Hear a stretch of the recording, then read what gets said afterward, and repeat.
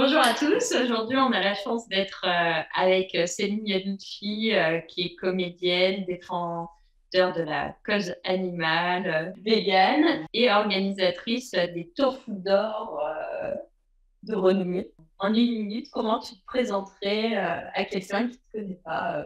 Une minute? Bon. Alors, je suis une femme absolument formidable, Ok, ça commence bien. d'une drôlerie inimaginable, intelligente, cultivée. Non, bon, qu'est-ce que je suis? Je suis humoriste. Humoriste. T'as remarqué ça. Oui, de profession, hein, dirais-je. Et je suis, oui, effectivement, la cause animale me préoccupe, puisque je suis végane, j'ai fait un spectacle sur le véganisme, je fais un podcast un peu aussi pour les défenseurs de la cause animale. Comment justement t'en es arrivée à être comédienne? Qu'est-ce qui t'a poussée à devenir comédienne? Alors, moi, je voulais être chanteuse quand j'étais petite. Je chantais sur tous les titres récents de mon enfance, Edith Piaf, Yves Montand, Jean Ferrat. Non, oui, c'était mon père qui écoutait ça. J'étais plutôt mélancolique. J'étais mélancolique et j'aimais la musique triste et je chantais beaucoup et je me voyais sur scène à chanter. Oui, effectivement. Après, j'ai rencontré mon ami fidèle, proche, l'amour de ma vie, Cécile Giroux, et avec qui j'ai rencontré dans des cours de chant, donc on a commencé par faire des piano bar ensemble et on a exploré ensemble la comédie ensuite, en entrant dans un café-théâtre. Et on s'est dit, tiens, si on prenait des cours, paf, et voilà comment c'est arrivé. Mais au départ, on faisait du chant. Donc au départ, vous faisiez du chant. Et comment, ça a été quoi le déclencheur, le déclic pour se dire, tiens, si on faisait du moi, toujours moi, le déclic. Ah ouais. Ah oui. Ça, c'est un déclic quand toi, elle était proche. C'est ça. C'est ça, parce que Cécile, je l'ai un peu embringuée dans ma course. Moi qui voulais absolument faire des scènes, elle chantait très bien, c'est le conservatoire de musique. Et tout de suite, j'ai voulu qu'elle m'accompagne, qu'elle m'apprenne le piano. Et je lui ai dit, viens, on va faire des piano bars sur la côte. On n'était pas forcément préparés, mais on y est allé quand même. Donc, on a commencé comme ça, dans le milieu de la scène. Moi, première fois que je suis montée sur scène, j'ai chanté La Foule d'Edith Piaf. Et là, je me suis sentie revivre. C'est une renaissance. Ah, c'est une renaissance. Ouais. D'être sur scène. D'être sur scène. Et d'appeler la foule. Sur scène. Ouais. Et à ce moment-là, après, j'ai eu un cafard, mais monstre pendant des semaines jusqu'au retour sur scène. Et en fait, qu'est-ce que tu ressens quand tu es sur scène, justement? Alors, c'est pas ce que je ressentais à l'époque, ce que je ressens aujourd'hui, mais en tout cas. À l'époque, d'abord, là. J'avais peur de rien, en fait, parce que j'étais absolument pas à un niveau, et deux niveaux. Enfin, je chantais pas très bien, je me tenais pas très bien, et pourtant, j'étais heureuse, vraiment. Enfin, c'était une expérience. Quand je dis une renaissance, c'est certainement parce que j'ai découvert ce qui m'habitait vraiment, quoi. Donc, tu étais là où tu voulais être et tu étais en fait en train de vivre ton rêve d'enfant. Ouais. Tu étais sur scène. Ouais, sûrement. Sûrement que je l'avais tellement fantasmé que quelque part, même si c'était dans une petite salle avec que des gens de la famille, de tout le monde, je ne sais pas combien à chanter, c'est tous les élèves de notre prof de chant et toute la famille associée. Donc, ouais. Donc, tu l'as visualisé tellement fort non, j'ai pas fait. Tu disais que tu te voyais sur scène, c'est une sorte de visualisation. Oui, mais alors oui, avec. Non, m'embarque pas là-dedans. Ce que je veux dire, c'est que. Ce que je veux dire, c'est que je me rappelle être allée voir Johnny Hallyday à la Anne Tony Garnier. Donc, juste pour dire, c'est vrai que je pense que je me visualisais à l'époque, je n'avais très, très envie. Je n'ai jamais fait de scène comme Johnny Hallyday. Non, ça n'a quand même pas marché énormément. Donc là, non, je crois que il n'y avait même pas de rêve de gloire ou autre d'être sur scène. C'était juste que peut-être le fait d'être regardé. Une forme d'expression finalement. Oui, qui est loin d'être pudique d'ailleurs. La voix et l'intention du chanteur, c'est quelque chose. Donc là, donc t'arrivais sur scène Et donc, tu te rends compte que c'est vraiment, ça te connecte à ta joie, à ton bonheur, sans suivre, connecte à ma joie, oui. À ton rêve d'enfant. Absolument. Je ne réfléchis pas en ces termes, mais en tout cas, j'ai qu'une envie, c'est de remonter sur scène. Et alors, qu'est-ce qui se passe après? Après, j'attends le moment où on faisait ça, je ne sais pas, tous les 2-3 mois peut-être. Il nous permettait de monter sur scène, notre prof de chant. Et petit à petit, avec Cécile, une amitié naît, on se connaît de mieux en mieux. Et puis, très, très rapidement, ça doit être l'été suivant, je lui dis, allez, viens, on va faire les piano bar, parce que j'ai trop envie de chanter, etc., avec toi. Et voilà comment ça a démarré. Donc, ça démarre par les piano bar. Et autres, on faisait... artistiquement, on faisait que ça, mais sinon, on a fait plein de choses avec Cécile. Donc, ma vie était nourrie aussi autrement que par la scène parce qu'on a bien des liens, on fait des études également. Et jusqu'au jour où on franchit cette porte, cette café-théâtre. Et alors là, le nombril du monde. À Lyon. À Lyon, là, Cécile, elle avait un ami qui jouait et qui faisait partie des élèves de la troupe du nombril du monde. Donc, elle dit, viens, on va voir. Je dis, pourquoi pas. On regarde tout le spectacle des élèves et à la fin, le prof, Thierry Buenafuente, metteur en scène, le comédien qui tenait ce lieu-là, propose au public et dit, si vous voulez faire comme eux, vous avez cette possibilité. On travaille des sketchs pendant 1-2 mois et après, vous les présenterez en public comme vous l'avez vu ce soir. Et je dis à Cécile, c'est génial, viens, on fait ça. Mais nous, on n'était pas du tout dans l'humour, on ne savait pas. Et Cécile a fait, mais arrête, elle s'en va dehors comme ça. Donc là-dessus, au bout d'un moment, je dis non, je retourne, et puis je vais nous inscrire. Et voilà, c'est marré comme ça. Sans cours de théâtre, rien. Non. Et donc là, vous étiez toutes les deux, vous étiez. C'est là que vous avez lancé les top modèles. Juste après, on était donc toutes les deux, et puis au bout d'1 an, Thierry Buenafuente a la bonne idée de nous faire rencontrer Flo. Il a vu quelque chose, il s'est dit, tiens, ce trio, elles sont totalement atypiques et puis elles sont complémentaires toutes les trois, ce serait sympa qu'elles fassent un truc à 3.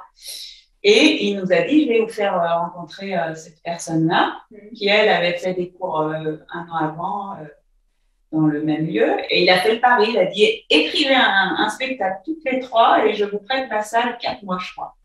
Et à l'époque, parce que ça ne se faisait pas, ça. Enfin, nous, on savait pas, on était sortis nulle part. Et puis, il vous a donné votre chance. Ouais. Et effectivement, on a dit pourquoi pas. Et puis, ça a commencé. On se demandait d'où venaient les gens. C'est fou, ça, quand vous voyez bien, une nouvelle histoire.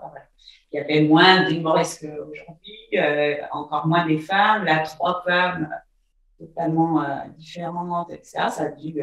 On s'appelait les top modèles aussi. Donc, du coup, le titre était là. Une blonde, une brune, une bouclée. Ouais. Grande, petite, bref, tout, vraiment, tout le monde pouvait se retrouver, je pense. Donc, des rencontres, toi, tu as osé et tu es allé avec détermination, certitude en disant, tu fais quoi, je lâche rien et j'ose. Alors, oui, mais sans le préméditer, c'est ça la différence. C'est-à-dire que je pense que les choses arrivent, je suis désolée, mais je me serais dit, je vais faire ça pour ça, parce que depuis, je l'ai fait, et ça marche moins. Oui. Donc, il y a quand même une histoire de hasard. Une connexion, où le hasard fait bien les choses. Mais de toute façon, non, parce que pour en revenir à ce que tu dis, j'ai eu la volonté. C'était même pas une volonté, c'était un truc, une envie, donc, c'était pas prémédité. J'ai dit, allez, viens, on fait ça. C'était pour partager quelque chose avec Cécile, c'était pour s'amuser encore plus, etc. Et les choses sont devenues. C'est la folie de la jeunesse. Ouais, il y a aussi ça.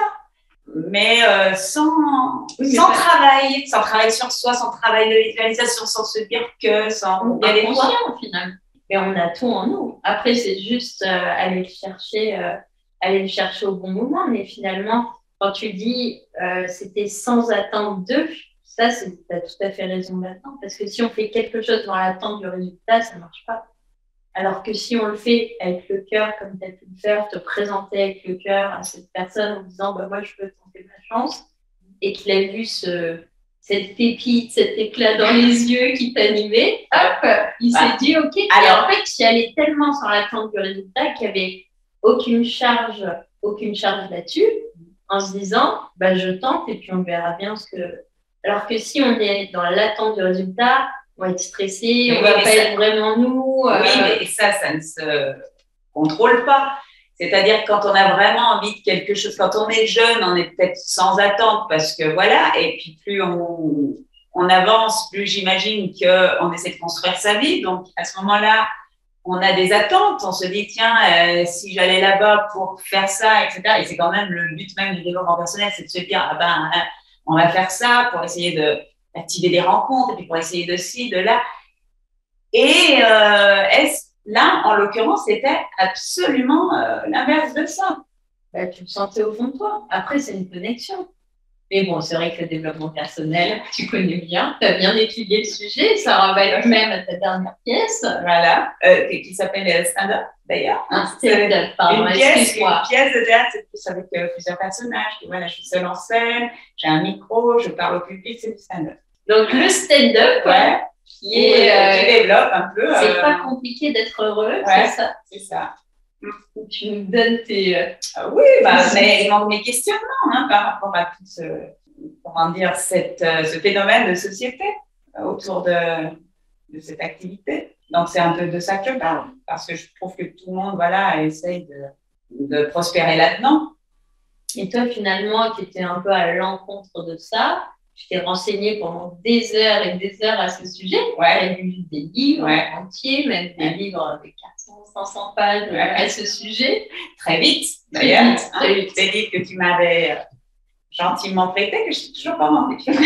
Tellement tu les aimes. Donc là, première pièce, les top modèles, un carton. Et du coup, après, qu'est-ce qui se passe? Comme tout le monde le sait, Flo préfère partir en solo. Elle a du mal avec ça. Elle se voyait en solo depuis longtemps. Donc, elle écrit un peu de son côté. Moi, c'est vrai que je vois pas arriver. En tout cas, je me dis que si la rupture doit se faire, elle se fera et que comme une histoire d'amour, c'est parce que les choses ne vont plus, quoi. Donc, et c'est avéré qu'elle a voulu partir et moi, je l'ai plutôt, j'ai eu beaucoup de peine, mais je l'ai plutôt bien accepté parce qu'on peut pas aller à l'encontre des sentiments elle va pas plus se forcer à rester. Donc, elle part. Moi, c'est vrai que je l'aide un peu à ce moment-là, en mise en scène, entre autres. Et parallèlement, je m'étais jamais figuré faire des one. Donc, je reprends un peu du piano bar avec une autre amie. Je fais d'autres pièces comme ça en tant que comédienne. Et puis, un jour, je me dis, tiens, si tu le tentais, et je me suis mise à l'exercice et ça m'a fait tout. Ça en a fait combien? Je crois que c'est mon 5e. 5e one. Ça, c'est super intéressant ce que tu racontes, de se dire, déjà, on ne peut pas aller à l'encontre des sentiments d'une personne, essayer de manipuler certaines personnes. Et deuxième chose, de se dire, il y a des rencontres qui se font, qui nous servent un temps, entre guillemets, et qu'après, les chemins d'évolution peuvent se séparer. Et ça nous permet de découvrir notre partie de soi. Et ça t'a finalement permis, en quelque sorte. Oui, mais c'est ça vivre. Oui, parce que, je pense que personne ne reste statique.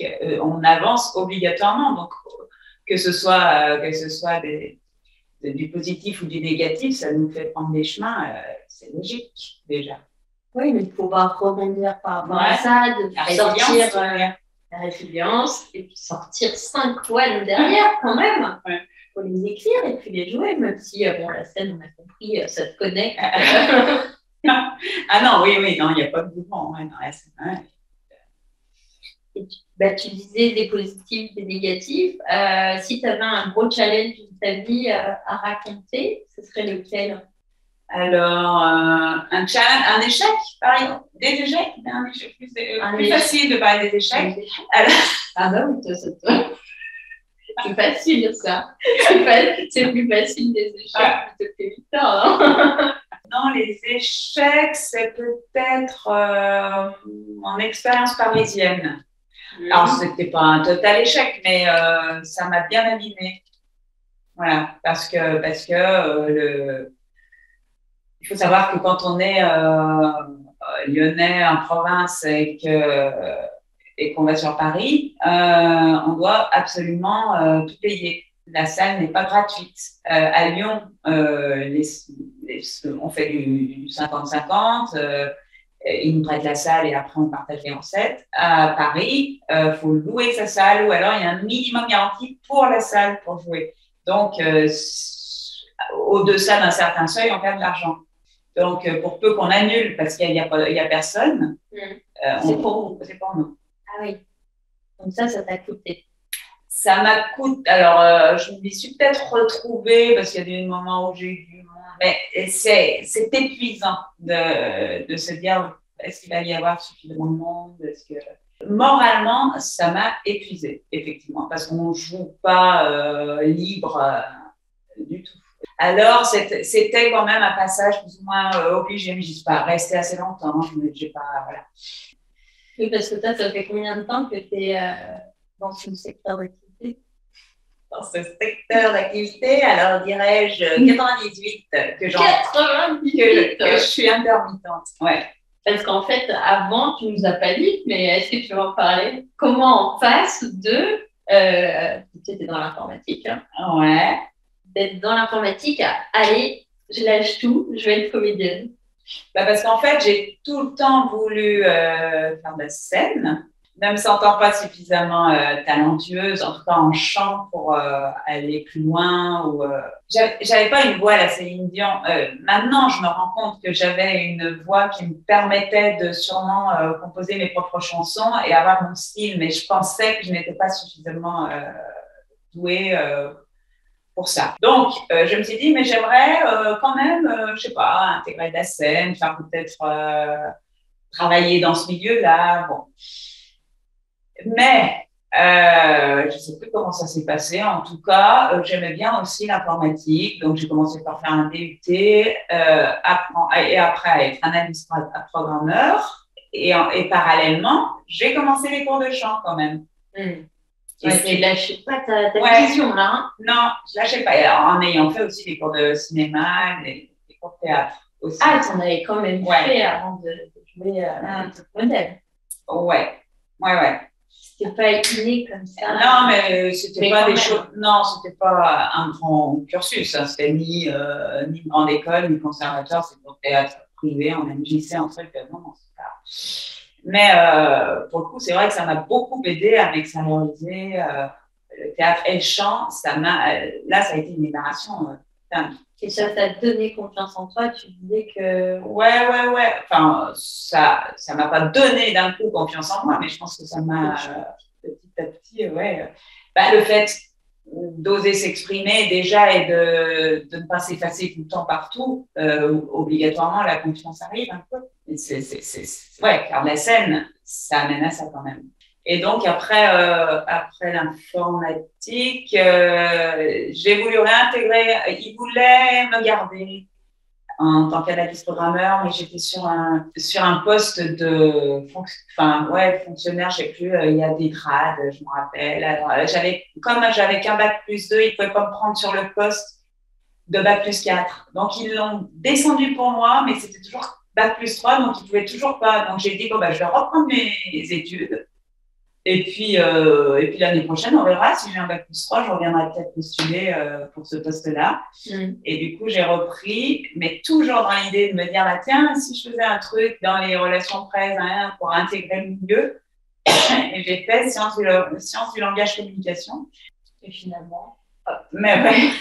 finalement, toutes ces études. Alors après, j'ai essayé de faire des stages, des choses comme ça, mais qui rapportaient rien du tout dans des centres culturels.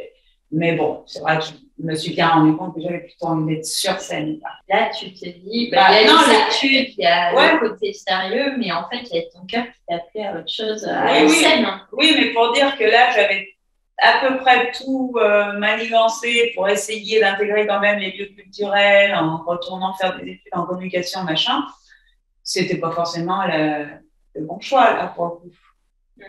Mais finalement, ça devait être certainement le bon choix qui t'a amené là où t'en es aujourd'hui. Non, parce que je pense que j'aurais pu. Je connaissais déjà Cécile, hein, donc je l'ai embarquée elle à la fac avec moi parce qu'elle faisait prépa HEC et elle a fait comme moi, du coup, elle a fait sciences du langage, mais psy, elle. Et en fait, on aurait pu faire autre chose que ces études-là, qui nous a apporté ni à l'une ni à l'autre. Hein. Ok, merci pour ce partage. Bah, ouais. Et du coup, alors un peu plus difficile pour toi, mais quelle a été ta plus grande victoire ou ta plus grande fierté dans ton parcours professionnel en tant que comédienne, artiste? C'est compliqué ça, hein, parce que j'ai pas eu une grande victoire, je crois pas. Hein. C'est des petites victoires à chaque fois. À chaque fois que je fais une belle rencontre avec le public, je me sens bien gratifiée, je me sens dans l'échange, j'aime parler avec eux après. Enfin, c'est un bien-être assez, ouais, assez général. J'ai pas une grande victoire, d'abord parce que j'ai pas de grandes expériences à donner non plus. J'ai pas fait. Ouais, bah, j'ai fait des grandes scènes comme, enfin, des succès quand j'ai joué Vegan à Paris. Bon, c'est vrai que c'était un grand succès. Des fois, je joue devant 20 personnes et le plaisir est aussi grand, quoi. Tout dépend. C'est différent à chaque fois. C'est le plaisir de jouer, oui, d'être sur scène. Ah oui, et d'échanger vraiment avec les gens. Si je vois que je leur ai apporté quelque chose, alors à l'inverse, quand je vois qu'il y en a qui s'ennuient, quand il y en a qui ne sont pas bien, ou qui dorment, ou qui. C'est compliqué, c'est vraiment très compliqué. Mais si je sens que les gens sont tous sourires et sont avec moi, ben ouais, là, c'est un vrai partage. Donc, qu'est-ce que tu recherches dans ces échanges à la fin avec ces personnes? Ben, ça doit être égoïste. Hein. De toute façon, c'est de la gratification, c'est de me dire ben, que j'aurais été bien, que voilà, et qu'elle m'aime, quoi. L'amour. Ouais, on en revient à l'amour. Ouais, oui. Non, mais c'est ça. Je pense qu'il y a quand même un côté un peu fou et égoïste de monter sur scène seule. Hein. Je pense que c'est ça. C'est un besoin de reconnaissance, sûrement, un besoin. J'imagine qu'il faut être un peu taré quand même, parce que on monte sur scène et on pense que ça va intéresser. Les gens payent pour venir nous voir parler pendant 1 heure d'un total. Il faut être taré, égocentrique. Il faut être taré, égocentrique pour faire des one-man, encore plus du stand-up. Ouais. Je pensais qu'on va intéresser. C'est pour ça que j'ai mis si longtemps, je pense, à faire du stand-up. Parce qu'avant ça, on essaie de se cacher de la mise en scène, faire des personnages en pensant qu'on a un côté artistique à livrer et à développer. Mais là, oui, je vais vous faire rire, hein, juste par rapport aux personnes. Oui, non, j'y crois. Et après, tu recommences. Ouais. Ça doit marcher alors. Ouais, ça marche un peu. C'est pour booster encore plus l'ego. Je suis reconnue. Ouais. Mais en fin de compte, ce que tu aimes, c'est donner du bien-être aux gens. Oui, mais moi, je pense que c'est jamais dénué d'un retour personnel. On se nourrit de ce bien-être, de voir qu'on peut donner du bien-être à quelqu'un et qu'on en ressent en retour, finalement. C'est un échange. Est-ce que tu aurais un déclic qui a fait, tiens, par exemple, le déclic, tu disais que tu as mis longtemps à en venir au one show, au stand, et au stand aussi, mais de se dire quel a été le déclic pour le stand-up ou pour les one-man shows, de se dire, ok, là, je me lance toute seule sur scène. L'argent. Ah, tiens, c'est intéressant en te connaissant, là. Alors là, on va prendre le manque d'argent, je veux dire. C'est que j'ai des révélations, là. Je connaissais pas son... Non, je voulais faire une blague, mais non, c'est la survie aussi. Je crois pas qu'il y ait eu un déclic de dingue. C'est-à-dire qu'à un moment donné, je me suis retrouvée à me dire bon, qu'est-ce que je fais si je veux continuer à être artiste il faut que je crée. Et si j'attends qu'on me donne des rôles ou des choses comme ça, ça va être compliqué. Donc, essaye d'écrire. Et voilà. De se dire, je veux faire ça, je dois vivre de ma passion. Du coup, je me bouge et j'essaye.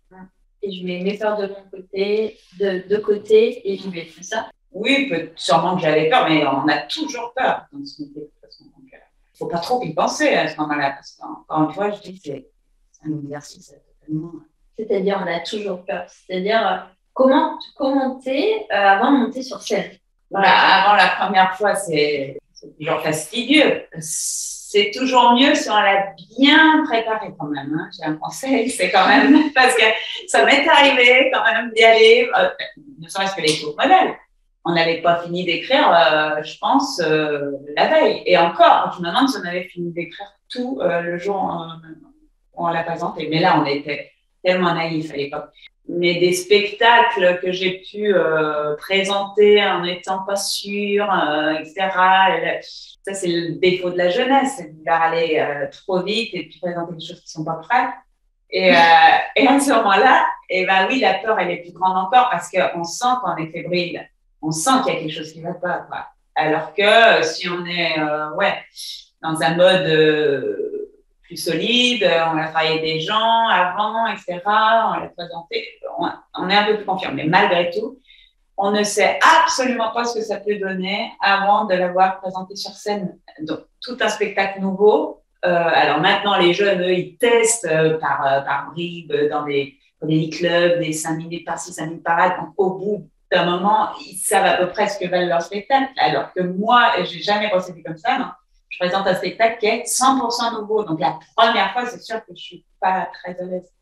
Parce qu'on ne sait rien de la réaction du public. Et d'ailleurs, comment tu fais, par exemple, si une des premières fois sur un spectacle ou sur une tournée, un soir, ça fait un flop ou il n'y a pas l'attente que tu veux du public. Comment tu fais pour passer outre le soir suivant en te disant…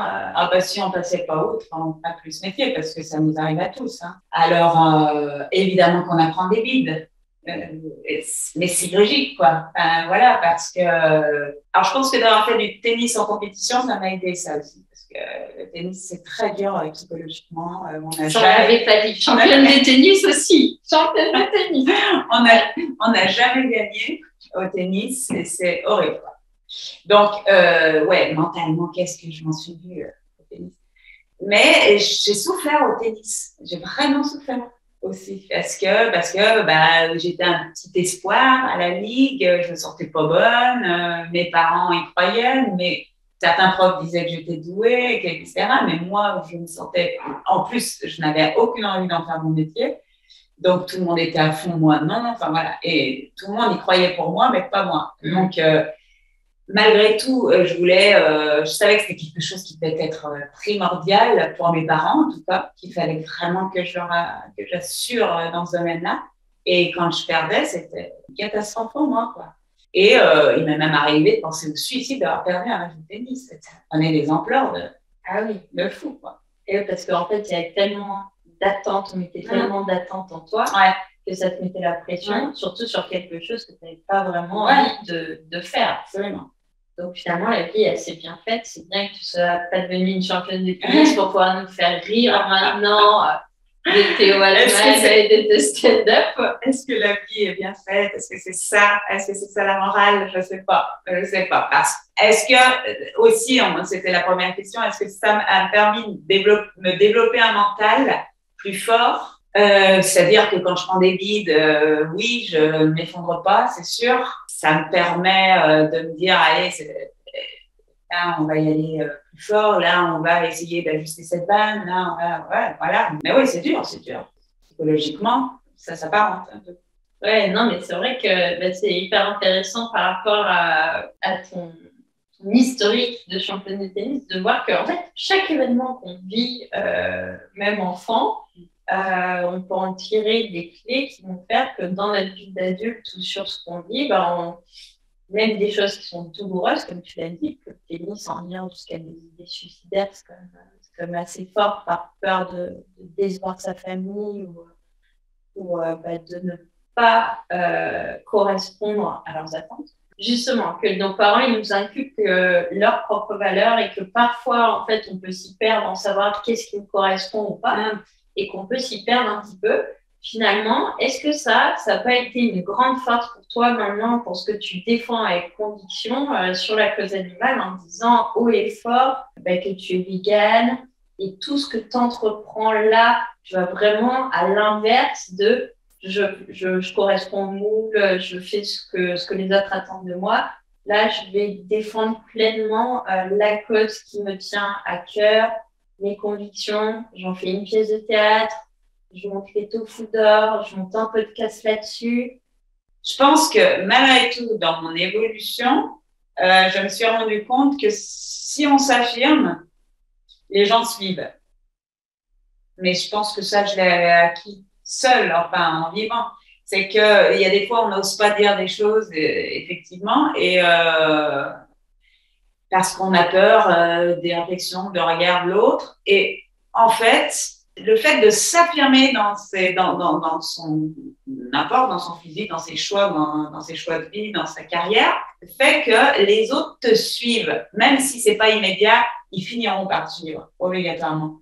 Donc oui, j'ai pas eu peur du jour au lendemain de devenir végane, même en déplaisant à mon entourage, même et je vois qu'au fil du temps, il y a plutôt une fierté plutôt que des accusations. Donc, le fait de t'affirmer, justement, d'affirmer ta voix, ça a permis de faire prendre conscience à ton entourage. Ouais.